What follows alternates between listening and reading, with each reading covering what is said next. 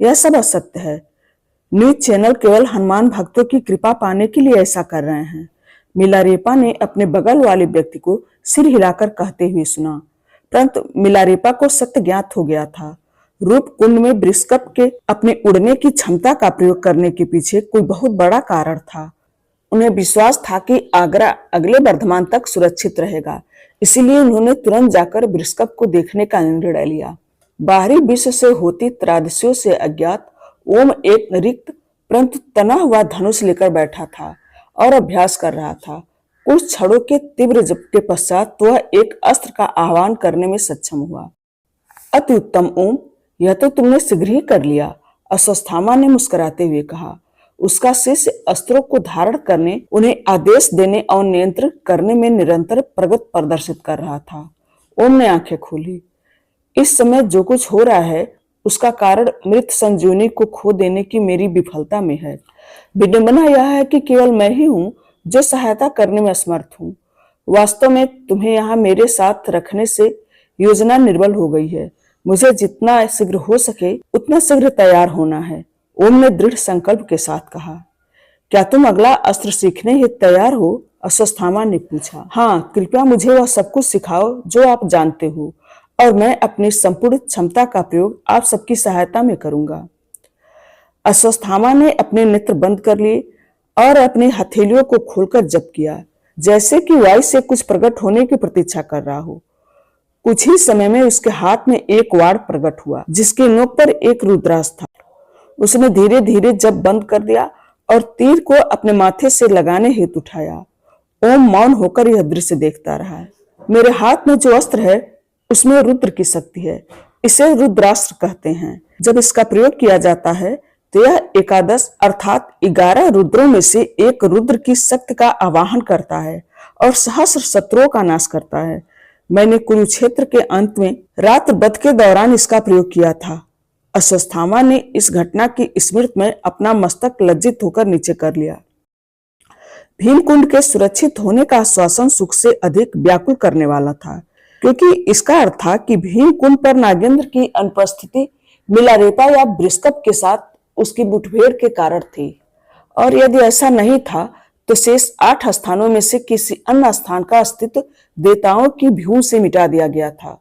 परशुराम ने अपने ट्रेकर को पुनः बाहर निकाला और वृषकप एवं मिलारेपा का पता लगाने हेतु चालू किया, किंतु ये दोनों में से केवल एक को ही ट्रैक कर पा रहे थे। उन्होंने आगरा में एक लाल बिंदु को ताजमहल से दूर जाते हुए देखा, परंतु वृषकप का कोई संकेत नहीं था और अंतिम बार उसे रूप कुंड तक पहुंचते ही दिखाया गया था। उसके पश्चात ट्रेकर में वृषकप नहीं। परशुराम ने दूसरों का पता लगाने हेतु कैलाश जाने का निर्णय लिया। जब परशुराम स्थूल लोक पर दृष्टि रख रहे थे और उसके कल्याण हेतु निर्णय ले रहे थे, तब देश के दूसरे भाग में कोई और पूर्णतः एक सूक्ष्म लोक पर केंद्रित था जो केवल मेरे चारों ओर घूम रहा था। तेज मुझसे बहुत प्रेम करती थी। मिसेस बन्ना ने आह भरी और उनके नेत्रों में आंसू झलकने लगे। मेरे स्वास्थ्य लाभ हेतु मुझे विश्राम करना पड़ा। तेज उस समय मेरी परछाई के समान मेरे पास रहते थे। उन्होंने मेरी ऐसी सेवा की जैसे मैं उनकी पत्नी नहीं, कोई नवजात शिशु थी। उनके वे नेत्र जो कभी उदासी लिए रहते थे, अब आनंद से ऐसे चमक उठे थे जैसे मेरे साथ उन्होंने भी मृत्यु को चकमा दे दिया हो और पुनः जीवित हो गए हो।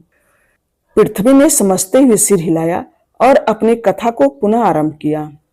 जब आप उस कक्ष में पुनः जीवन व्यतीत करने की आशा प्राप्त कर रही थी, तब प्रचंड आकाश के नीचे बर्फ की परतों में दबा वृषकप उस आशा को हर व्यतीत होते क्षण के साथ खो रहा था। उसका रक्त उस गगन भेदी शांत में उसके घावों से चारों ओर बर्फ में रिस रहा था।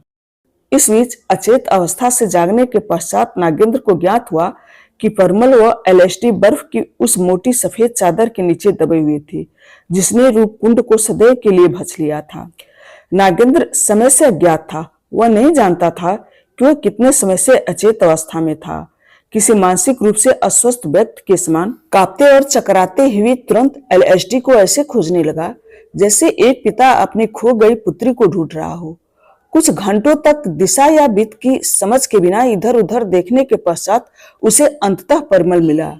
उसने उसे बाहर खींचा और उनके द्वारा वहां लाई हुई जो भी बस उसे मिली, स्लीपिंग बैग, टेंट कैनवास रस्सियां उनका प्रयोग नागेंद्र ने उसे गर्म रखने के लिए किया। परमल इतना कांप रहा था कि उसके लिए श्वास लेना भी कठिन हो रहा था।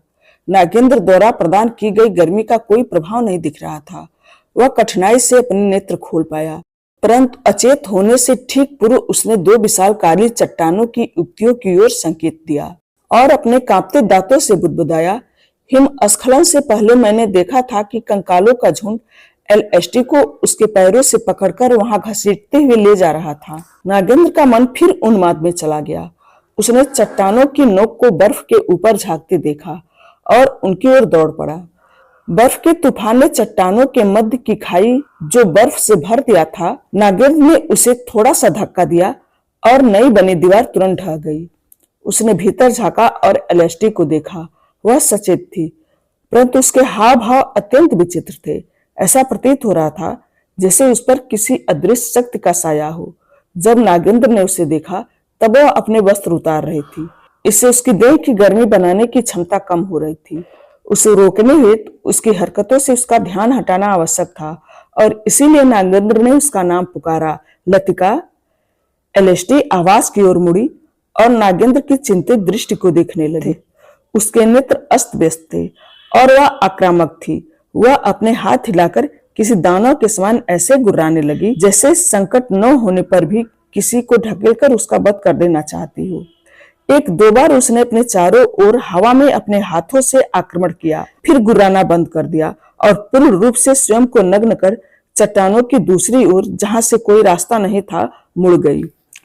नागेंद्र ने भीतर जाने हेतु पर्याप्त जगह बनाने के लिए बर्फ को तोड़ना आरंभ किया, परंतु नग्न एलएसटी चट्टान में स्वाभाविक रूप से बने एक बिल में घुसने लगी जो उससे भी छोटा था। उसका व्यवहार इतना विलक्षण था कि उसे देखकर कोई भी भयभीत हो जाता, परंतु नागेंद्र नहीं।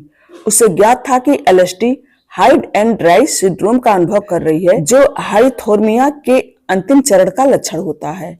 ऐसा अधिकतर तब होता है जब व्यक्ति का तापमान धीरे धीरे गिरता है।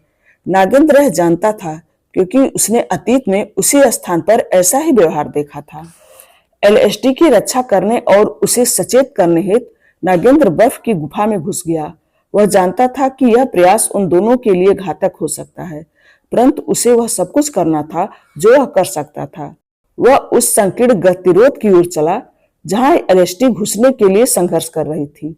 उसने उसे बाहर निकालने हेतु उसका हाथ पकड़ लिया, परंतु एलएसटी मतिभ्रम कर रही थी, जिस कारण उसे नागेंद्र नहीं अपितु एक कंकाल दिख रहा था जो उसकी कलाई खींच रहा था।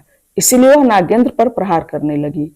नागेंद्र के पास उसे बाहर निकालने के लिए जोर से मारने के अतिरिक्त कोई विकल्प नहीं था। उसने बिना किसी संकोच के एक छोटा सा पत्थर उठाया और एलएसटी के सिर के दाईं ओर प्रहार किया। एलएसटी के नेत्र उसके सिर में घूम गए और वह एकाएक भूमि पर अचेत होकर गिर पड़ी। नागेंद्र ने उसे उन दोनों के वस्त्रों में ढक लिया और घसीटते हुए बाहर ले गया। उस समय आगरा में मिलारेपा ताजगंज बसई पहुंचे, जहां निजी हेलीकॉप्टर यात्रा की सुविधा थी। 1 घंटे के भीतर उन्होंने पायलट को पूर्णतः सम्मोहित कर लिया। यह एक आपातकालीन स्थिति थी। उनके पास अपनी शक्तियों का प्रयोग करने के अलावा अन्य कोई विकल्प नहीं था। पायलट हेलीकॉप्टर को बृहस्पति की खोज में हिमालय की ओर उड़ाने लगा। कैलाश पर ओम मौन बैठा था, अश्वत्थामा द्वारा अस्त्रों का आवाहन वह नियंत्रण करने हेतु दिए गए मंत्रों का जाप करते हुए।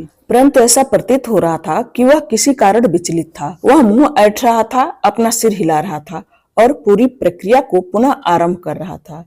तब अश्वत्थामा ने देखा कि ओम भीतर से शांत नहीं है। तब उसने उससे इसका कारण पूछा।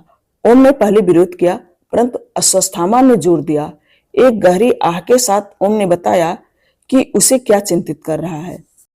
जब तूने मुझे रुद्रास्त्र के बारे में बताया तब तुम अपराध बोध से ग्रस्त हुए, क्योंकि तुम्हें स्मरण था कि महाभारत युद्ध की समाप्ति के पश्चात रात्र को उन व्यक्तियों पर इसका प्रयोग करना तुम्हारा दोष था, क्योंकि वे तुम्हारे शत्रु नहीं थे। तुम जानते हो कि तुम पहले कौन थे और अब कौन हो। तुम जानते हो कि तुम्हारे पिता द्रोणाचार्य थे और तुम्हारी माता कृपी।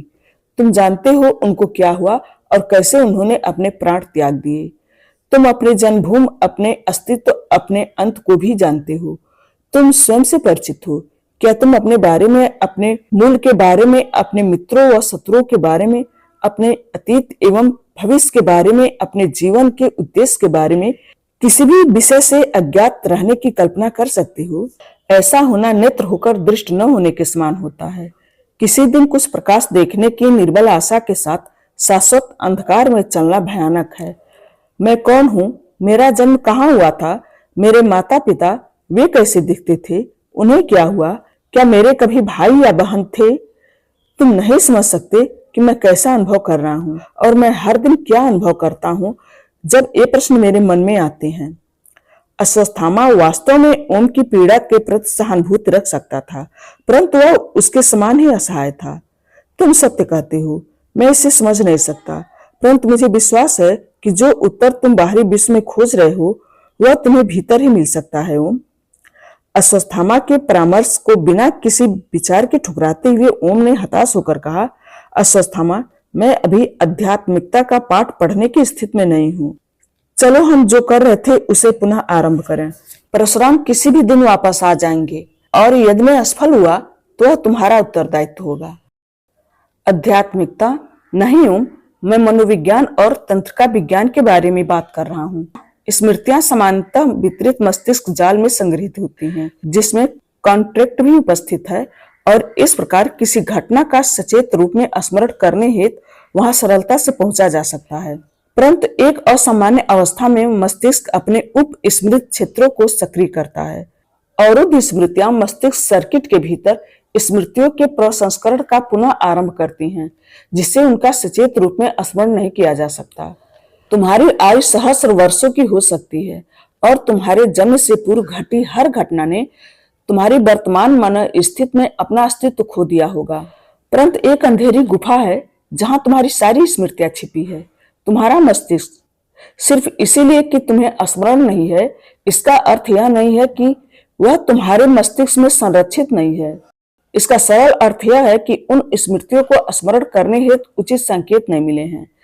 तुम्हारे पास ऐसे प्रश्न हैं जिनका उत्तर कोई और नहीं, केवल तुम ही दे सकते हो, और उसके लिए तुम्हें अपने मन व आत्मा को पूर्णतः शांत करना होगा तथा उन अस्त्रों के प्रति समर्पण करना होगा जिन्हें तुम अपने पास रखने का प्रयत्न कर रहे हो। जो तुम्हारे पास नहीं है उसे तुम कैसे दे सकते हो? तुम स्वयं से पूर्णतः अज्ञात हो।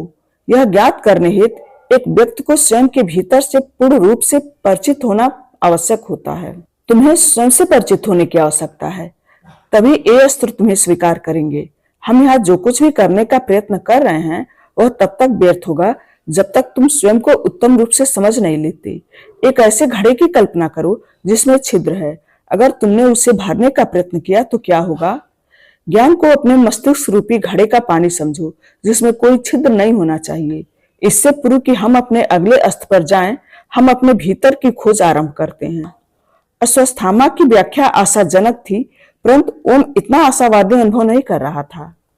इस कहानी का शेष हिस्सा अगले वीडियो में। धन्यवाद।